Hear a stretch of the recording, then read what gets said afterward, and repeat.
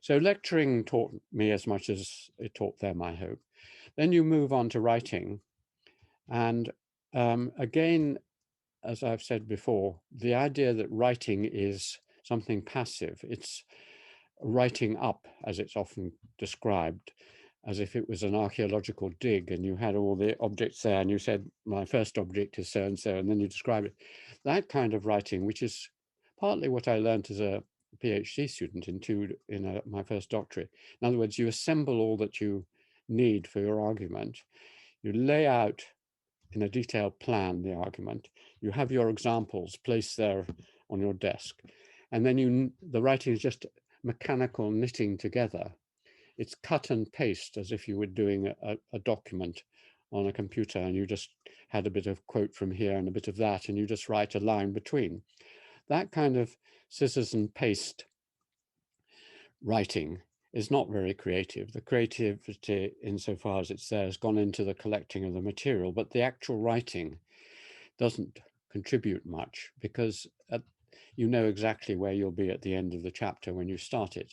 Now, the kind of writing I launched out on with the origins of English individualism and then flowered in the first decade of this century with Letters to Lily is the kind where you have you've been thinking about something for a long time and you have done quite a lot of reading and you've got a lot of experiences, but you just sit down with a blank sheet of paper and write a question or a title there.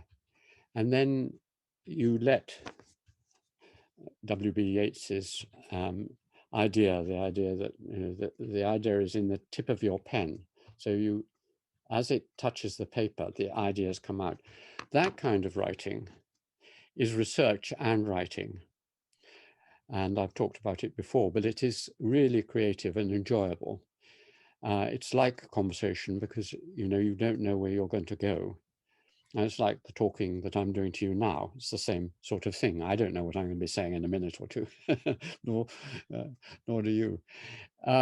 So writing is really enjoyable. And I've, in a number of places, given tips about, how you should always start with this bit that really interests you most. Don't start at the beginning. Start with the thing that will catch fire, like lighting a fire, and then work outwards.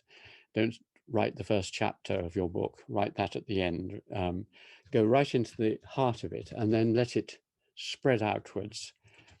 Don't halt it at any time. When you come to the end of the day, just end before the ending and write down what you would have said next and then come back to it so you're not cold the next day or on the Monday or whatever.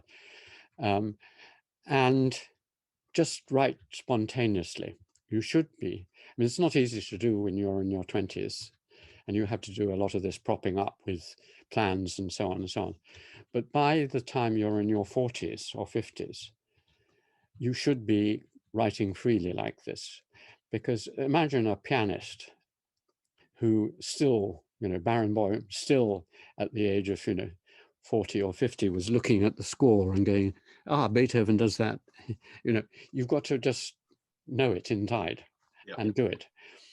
So writing is, for me, if it's going well, as with any art form, I'm sure it's true with painting, you would know, I don't. And it's true with many things. When it's going well, there is nothing to beat it. You're in your own conceptual world and you are being creative. And it's a wonderful feeling. And at the end of the day, you don't know what you've written and you read it the next day and you find out what you've written. And sometimes you're appalled and sometimes you're pleased. So that's the second form of communication. And if you work out how to do it properly, you can get a lot of it done. I mean, people say, Alan, you must, someone wrote to me the other day saying you must write all through the night as well as all through the day because you published, so many books and so on. Compared to many academics, I published a lot. But that's not because I spend much more time than them. It's just that I write in a different sort of way. They probably slave away much more. But they often make the mistake of spending too long on it. they don't move on. They try and get it absolutely right, and so it just gets out of date and they plug away. But I move on to something else.